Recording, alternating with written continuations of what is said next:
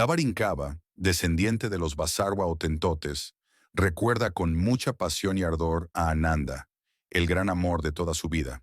Atendiendo su tienda de empeños, una tarde llega un cliente con un objeto para vender, algo que, sin saberlo, cambiará la vida de Dabarinkaba para siempre. Hola, soy Allison. Bienvenidos a esta sexta entrega de la sexta temporada de Cuentos para leer sin luz. El episodio de hoy se titula La Venus Otentote, el texto y la música, originales de Marcelo Pérez. Que lo disfruten.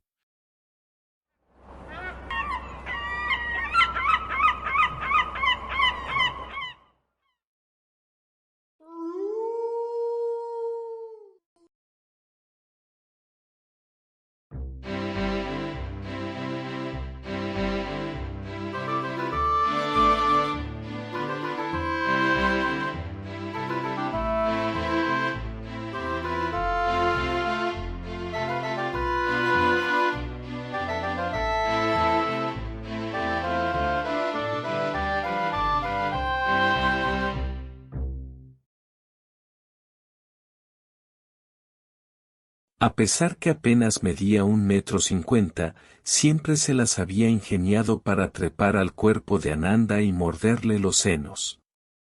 Pero esto había sido tiempo atrás, y solo culminó cuando la sensación de repudio de ella, ante la fealdad de Dabarinkaba el Basarva, había llegado al punto más alto. Ananda se había cansado, poniendo fin a una relación que había durado apenas un mes y que nunca entendió bien por qué la hubiera iniciado. Quizás pudiera deberse a que Dabarinkaba tuviera ciertas maneras bruscas de tratar a una mujer. Y si alguien le inquiriera el motivo, se encogería de hombros, a lo sumo, respondiendo que su condición de bosquimano fuera la culpable. Habiendo crecido en un entorno semidesértico, cualquier excusa era buena para justificar sus actos. Tez morena, ojos saltones, pelo largo hasta los hombros, atado formando una cola, nariz aplanada y su labio inferior notoriamente carnoso, como si fuesen dos labios en uno. Este aditamento tal vez, pudiera tipificarse como apéndice, fue lo primero que llamó la atención de Ananda, creyendo se tratase de algo que pudiera fortalecer la sed sensual, a la hora de amarse. Pero cuando notó el ímpetu que el Basarva ejercía a su actividad sexual, sus ansias fueron menguando. Alguno creyese, sin fundamento, que Dabarinkaba impusiera sus leyes en parte por vengarse de la vida, que lo había creado morfológicamente distinto a los demás. Si echaba una mirada al pasado, llegando hasta sus ancestros africanos, lograba entender sus características de recolectores, trasladándose de un lugar a otro en búsqueda de sustento. Sin embargo, esto no lograba contentarlo, y todas las parejas que había conseguido formar terminaron prontamente, en la medida en que lo fueran conociendo. Tenía siempre preferencia por mujeres más altas que él, y se mofaba, en silencio, de ellas, viéndolas caer en sus redes amatorias así, de manera tan simple. Pero muchas cedían a su conquista por creer en el mito que estipulaba que todo hombre de piel oscura tuviera un pene lo suficientemente grande como para contentar a la más acuciosa. No obstante, al darse cuenta que la realidad era otra, esgrimían excusas, valederas o no, para dejarlo. Acodado en el mostrador de su tienda de empeños, una tarde lluviosa, Dabarinkaba meditaba acerca de su pasado y su futuro, en medio de los objetos que siempre lo habían acompañado. Cosas cuyos dueños originales nunca regresaron para recuperarlas, y que aguardaban, acomodadas en los anaqueles, a que alguien se interesara por ellas. Ya hacía tiempo que le era imposible comprar algo nuevo. En la medida en que parte, si no todo, pudiera salir y obtener el dinero correspondiente, permanecían allí, a la vista de cualquiera. Y si un supuesto comprador entraba, preguntaba su valor y se marchaba, sin llevárselo. Antiguos globos terráqueos, relojes de pared, triciclos, libros varios, escopetas y revólveres, estatuillas de jade o mármol se mezclaban unos con otros, en silenciosa espera. Faltando poco para cerrar, la puerta se abrió, dejando paso a una bocanada de viento y agua. La figura de un hombre vestido con sombrero e impermeable se recortó, guarecido por el alero de la entrada. Quitándose el sombrero, saludó con cortesía. El timbre de su voz grave le hizo recordar a un viejo locutor de radio, cuyo programa, extinto ya, había alegrado las tardes en su juventud. Este desconocido traía, debajo del impermeable, una caja de madera, la que colocó sobre el mostrador. Ante los ojos del Basarba, el contenido de la caja dejó percibir una estatuilla de piedra, de alrededor 30 centímetros de altura. Representaba una mujer negra, desnuda, de aspecto y hechura bastante tosca y rudimentaria. El hombre explicó que se trataba de una representación de la Venus Hotentote, cuya presencia, en Europa, revolucionara a toda la sociedad, a principios del siglo XIX. De autor desconocido, era un fetiche, una especie de amuleto de la buena suerte el cual, en poder de cualquier hombre, tenía la facultad de concederle la conquista de mujeres, la cantidad que deseare. Dabarinkava no podía creer lo que estaba escuchando. La Venus se presentaba con voluminosos senos y glúteos exuberantes, lo que despertó su inmediato deseo. Se imaginó poseyéndola y reconquistando el amor de Ananda, quien ya estuviese casada y, quizás, con hijos. Y si fuera cierto lo que el desconocido contaba, pudiera volver a hacerla su pareja, y no solo ella, sino también otras mujeres. El hombre concluyó que ya no deseaba tenerla, por no poder mantener a las 6 amantes con quienes convivía. Las noches de sexo y placer estaban minando su salud, siendo momento de cederla, permitiendo que otro hombre gozara de sus beneficios. Los dedos de Dabarinkava acariciaban la estatuilla, recorría los senos mientras, por sus ojos, desfilaba la imagen real, como sería tal cual hubiese existido. Viviendo en el sur de África, prosiguió explicando el cliente, tuvo un par de hijos con un soldado holandés, que la abandonó cuando su regimiento retornó a su país. Por desgracia, sus hijos fallecieron siendo aún bebés. A ella la trasladaron a París, donde personas inescrupulosas la transformaron no solo en atracción turística, exhibiéndola públicamente en un circo, sino también científicos y sociólogos sometiéndola a infinidad de estudios. No llegó a los 40 años. Poco antes de fallecer echó una maldición, jurando que su espíritu se vengaría de toda persona que la hubiese maltratado. De hecho, poco tiempo después, llegaron noticias de las trágicas y violentas muertes del soldado holandés, el dueño del circo y un par de antropólogos. Dabarinkava se sintió embelesado por su historia y todo lo que ella significaba, trasladándose hacia sus propios orígenes africanos y hasta, quien lo supiera, pudiendo tratarse de un antepasado propio. No dilatando más la ansiedad provocada, preguntó cuánto deseaba por ella. El hombre carraspeó, antes de responder que 10.000 libras sería un precio justo. El corazón de Dabarinkava aceleró sus pasos, al escuchar la abultada suma que pedía. Con el labio tembloroso, explicó que le interesaba tenerla, pero que le era imposible reunir ese dinero. El cliente paseó su mirada por las estanterías, estudiando los diversos objetos. Señaló un reloj de péndulo, sujeto a la pared, comentando que su abuelo había tenido uno parecido, y que bien pudieran efectuar un canje, el reloj por la Venus. Dabarinkava lo meditó en profundidad, estando a punto de negárselo, más de inmediato consideró todo lo que pudiera conseguir con ella, hasta que, al fin, se decidió a descolgar el reloj, entregándoselo. El cliente dijo que, para que la Venus concediera lo solicitado, había que frotarla con un paño de algodón. Sin más, se colocó el sombrero, tocando su ala, a manera de saludo, cargó en sus brazos el reloj y se marchó, deseando suerte y aconsejando que la cuidara mucho.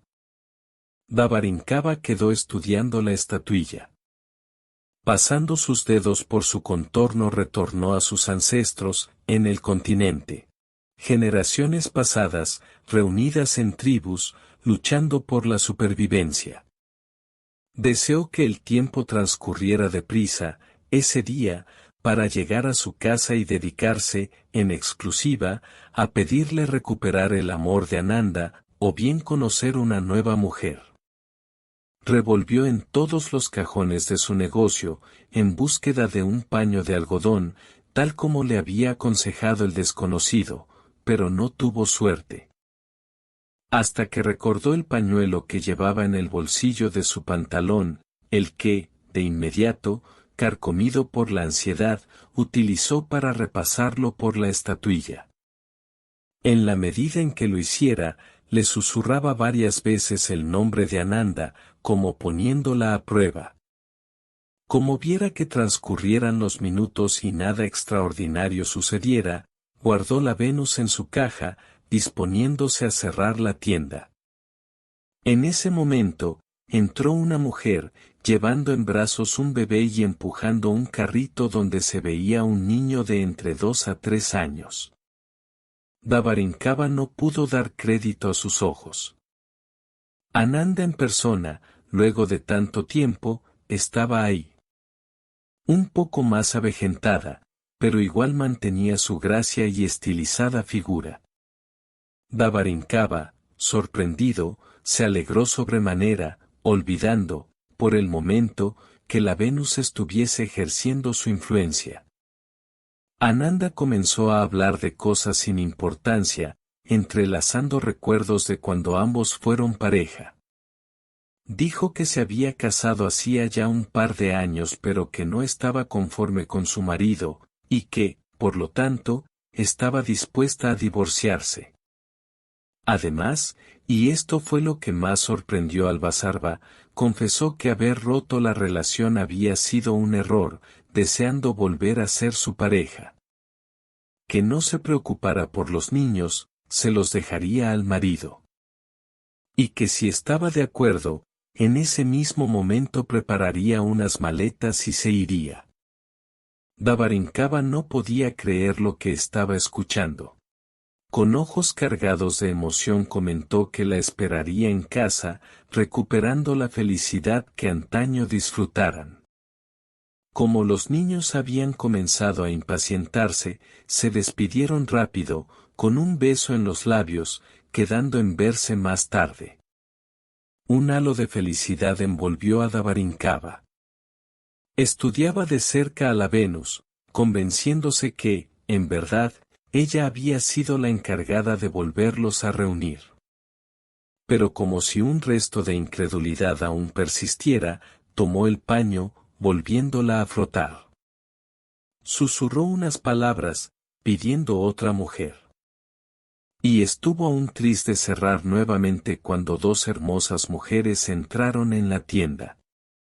Una era alta y morocha, de tez y de cabello.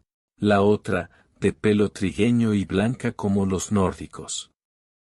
Quedaron mirando todos los objetos que había en exposición, pareciendo no haber escuchado el saludo de Dabarinkava y que les inquiriera si necesitaran algo, porque estaba por cerrar.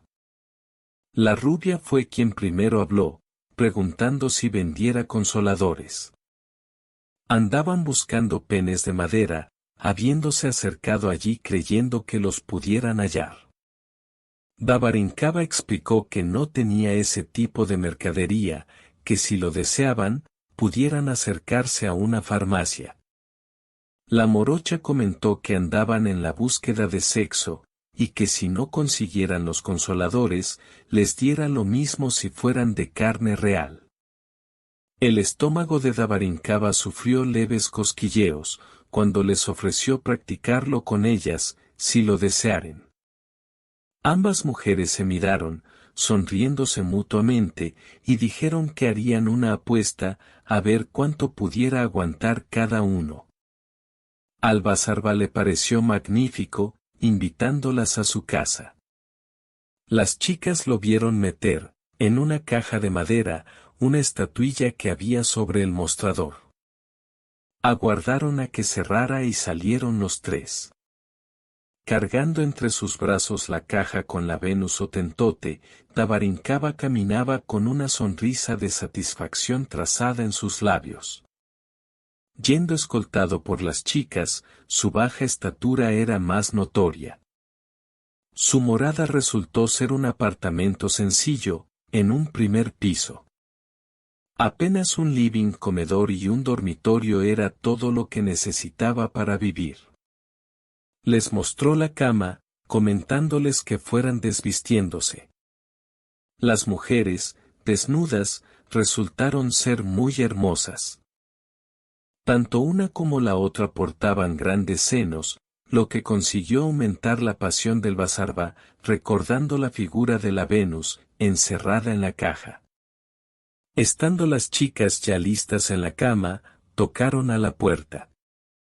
Como Dabarinkava no recordara que Ananda hubiera quedado en ir, verla en la puerta, con un par de maletas en el suelo, le provocó un golpe eléctrico la realidad. Ananda había dejado no solo a su marido, sino también a los niños, y ahora estaba libre para recomenzar una relación que nunca debía haber roto. Dabarinkava quiso ser enérgico y contundente, dándole la noticia que tenía dos mujeres en el dormitorio, aguardando a tener sexo con él. Ananda terció que no le interesaba, y que se uniría al grupo. Dicho esto, entró en la habitación, presentándose y desnudándose sin perder tiempo. Mientras ellas conversaban, sociabilizando, Dabarinkava se quitó la ropa, abriendo la caja, dejando la Venus sobre la mesa del living. Tomó el paño comenzando a frotarla, pidiéndole, en voz baja, ser lo suficientemente hombre como para contentarlas. Viendo que el Basarba tardaba, las mujeres iniciaron, entre ellas, un llamativo juego amatorio. Cuando Dabarinkava entró en la habitación y lo vieron desnudo, se rieron, señalando su diminuto pene. Y por más que lo acariciaron, no logró erguirse. Les pidió que esperaran un momento, que ya comprobarían su potencia sexual. Pero por más que los minutos pasaron, no hubo cambio significativo en su condición de inerte. Perdiendo la paciencia, regresó al living, frotando nuevamente la estatuilla. Las chicas, cansadas de su juego, comenzaron a vestirse, intercambiando sus números de celulares para contactarse y verse en otro momento. Ananda se disculpó con Dabarinkava, explicando que volvería con sus hijos y con su marido, porque había sido todo un error de ella. Solo habían discutido, y no tenía razón seguir distanciados. La rubia y la morocha le regalaron un beso en cada mejilla y se fueron también. Dabarinkava quedó solo, sin entender qué hubiese sucedido. Empero, lo que sí concluyó en creer fue que la Venus Hotentote había intercedido en el asunto. Posiblemente, sin desearlo, había confundido el conjuro, habiendo conseguido quedar impotente.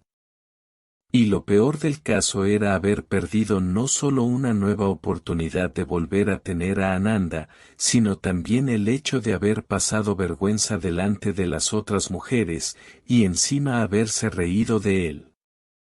Preso de ira, tomó la estatuilla por los pies y, de un certero golpe contra el filo de la mesa, la decapitó. Dio su cabecita a rodar por el piso, y no le dio importancia de haber destruido una joya de valor incalculable. En el mejor de los casos, se trataría de una burda réplica. Debería haberlo pensado bien, antes de desprenderse del antiguo reloj de péndulo. La quietud de la noche ensombreció el ambiente, pensando en acostarse. La cama olía a sexo femenino, esto consiguió que apenas pudiera conciliar el sueño. Y lo poco que logró soñar, fue algo trágico. El filo de una enorme hacha, blandida por manos de verdugo, cercenó su cabeza. Mientras ésta rodaba por el piso, la casa daba vueltas y más vueltas. Se despertó, sobresaltado, llevando su mano al cuello, notando manar la sangre de una herida que lo circundaba.